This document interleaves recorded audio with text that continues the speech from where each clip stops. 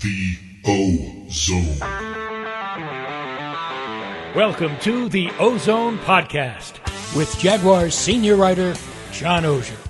All right, welcome to this week's playoff edition of the Ozone Podcast, and we are joined by annually one of my favorite guests, one of my favorite players on the team, Jaguars defensive end Travon Walker. Travon, during a busy week, thanks for doing this. Yes, sir. Thank you all for having me. It's always a pleasure. And tell me about this team, just the vibe going into this weekend.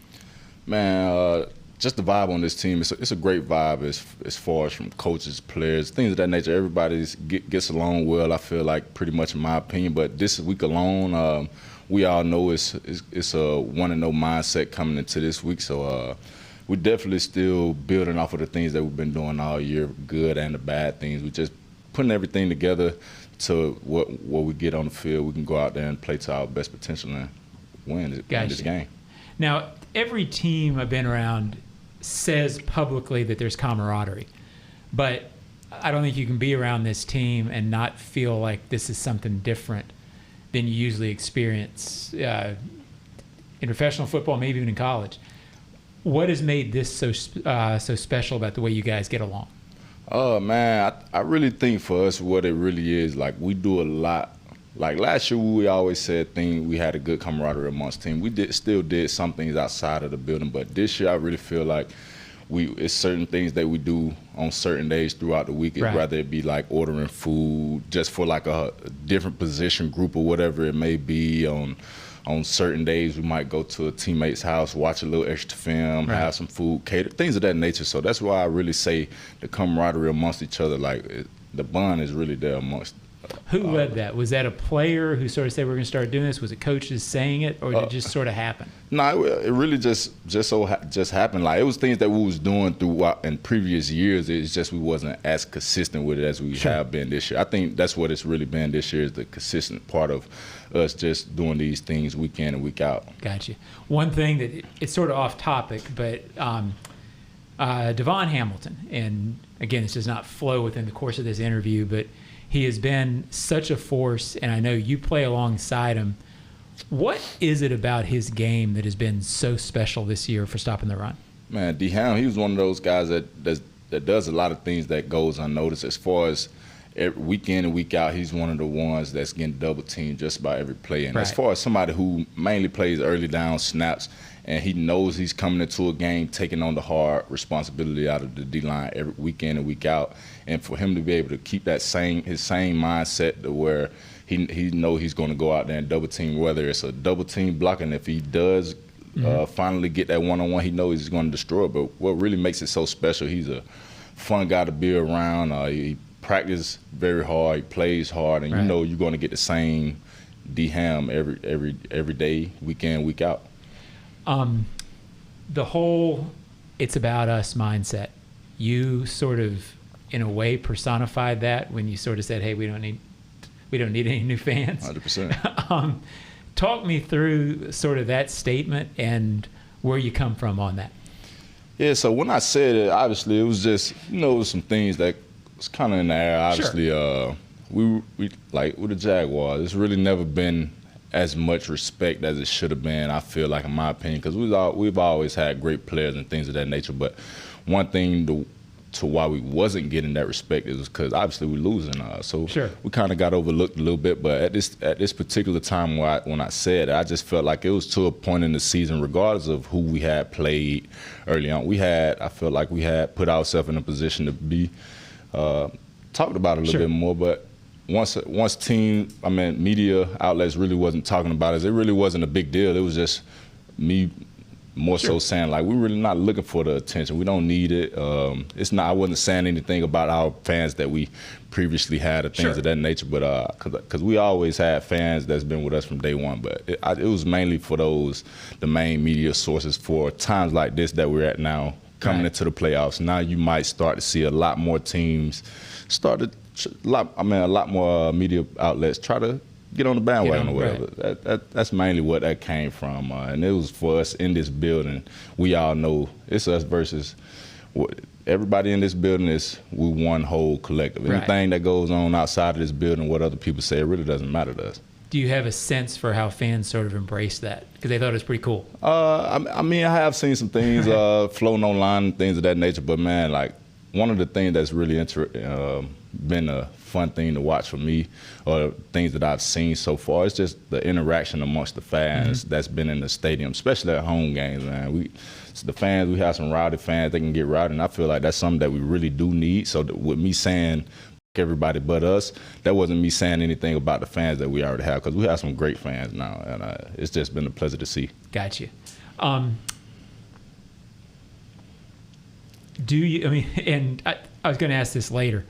You strike me as a guy who, every player says that they don't see social media, they don't listen to stuff, but you strike me as a guy who really doesn't spend that much time on there. I really don't, man. A lot of times, like especially with my friends, they know me. I mainly just run my social media. If you go look at my social media now, it's really just to kind of interact with my fans and things of that nature. Every now and then, it's not like I'm on there posting a story or something every day, tweeting something out every day. Nah, it's not really that. Like, it's either something with my foundation, something like that. But I wouldn't say, like, some things I will see, obviously, because I know my mom, she's big into social media. My sister, so they're going to let a lot of people hear about whatever it is it may be. So they might bring back some information for me or whatever. But other than that, I try my best to stay off of it, because I know that's not reality at the end of the day, and I don't want my mind to be tricked into something that's not authentic. Like, I feel like I'm a very authentic person, and I want to stay like that. Yeah, it's pretty toxic stuff.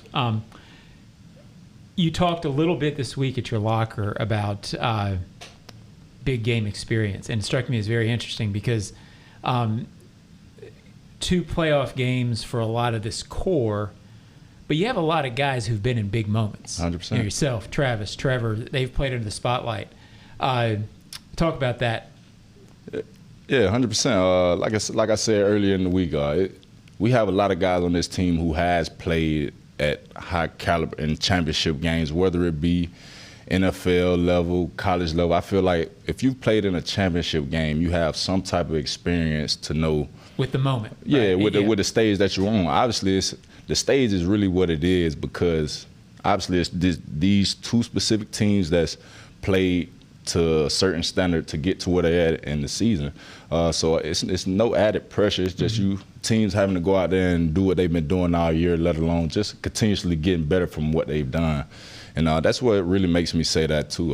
Like, we have a lot of great players, and that's what goes into it. The main thing for me that goes into a championship game or bigger games like this is just execution, and then the chemistry that you have amongst your teammates, knowing, trusting and believing that your teammates are going to be in the correct position when they should be. And it seems, again, not to disparage any other year, it seems like what you're talking about, that trust, seems higher now than any time since you've been here. 100. Like I said, that comes from the consistency of the things that we do with each other off the field and on the field. Right. It's just a sense of trust. You know the type of people that you're being around when things get hard and when things are going good, how they're supposed to.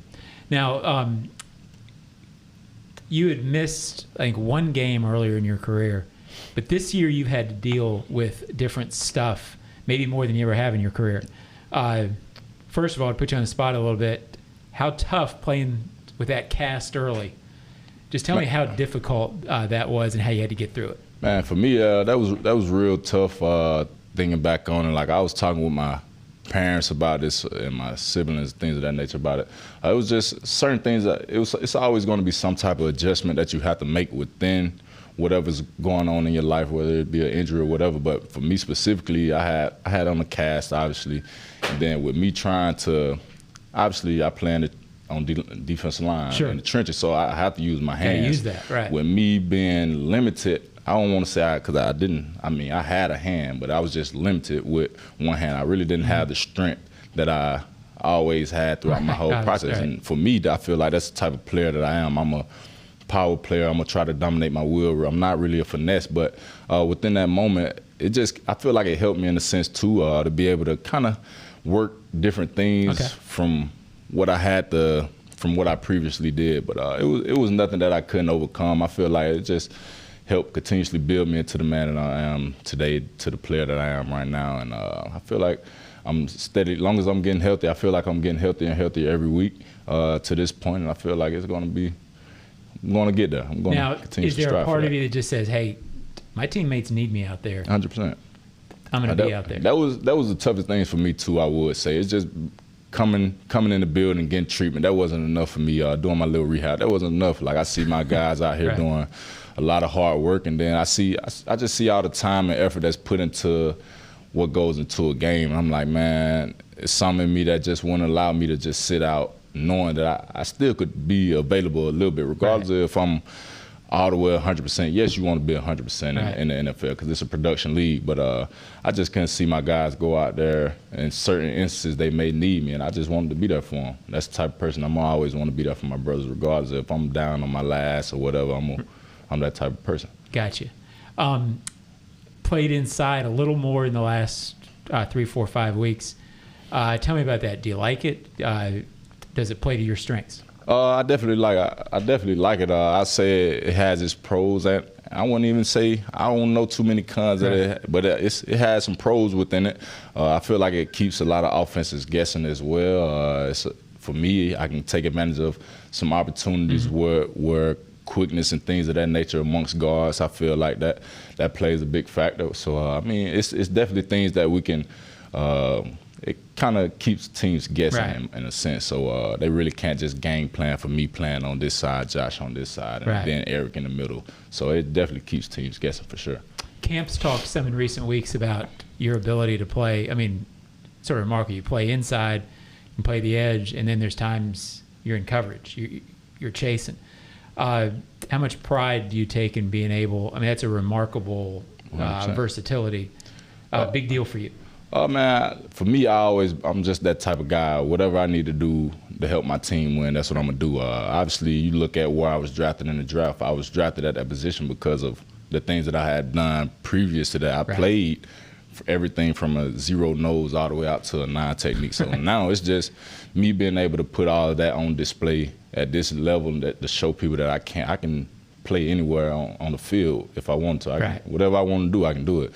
But it's just a testament as well to the coaches that we have on this staff, the kind of understanding the type of players that we have on this team and the player skill set. I feel like that's where coaches really make their hay as well, just understanding the players that they have, the skill set and the mindset that those players, specific players have. How good is Kemp in what you're talking about, and what has he meant to you this year? Man, Kemp, he's a great coach. To me, Kemp, he's been one of those ones.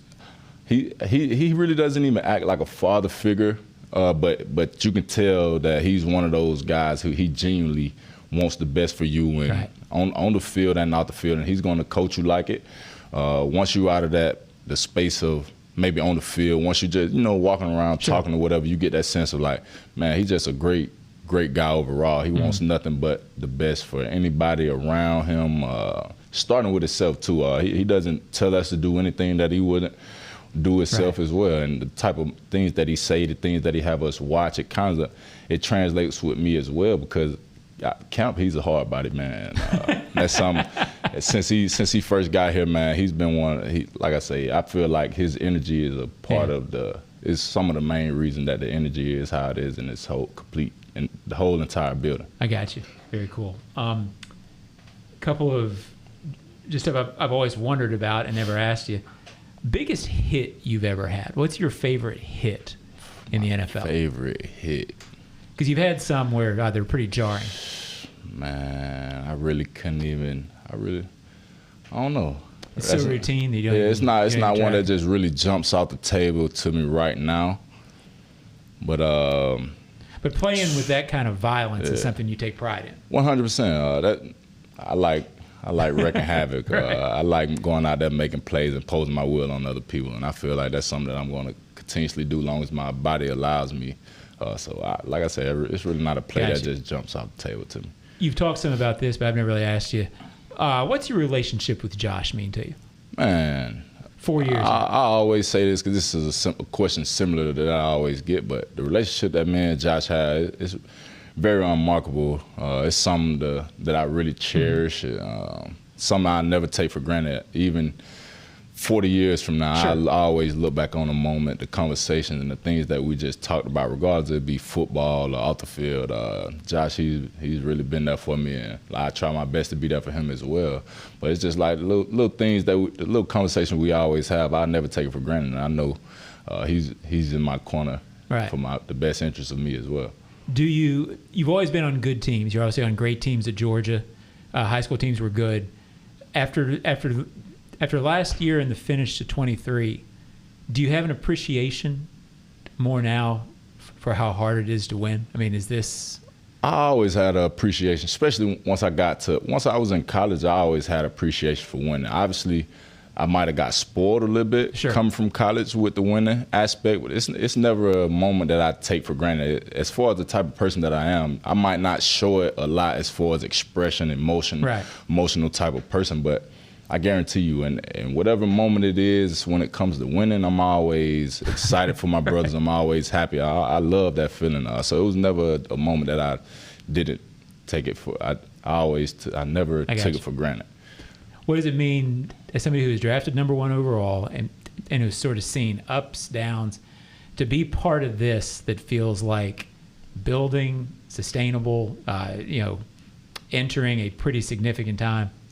What does it mean to you to be a part of it? It means a lot, man. Like you said, winning, especially at this level, it's something that it's hard. You got to work to get towards it week in, week out, year to year.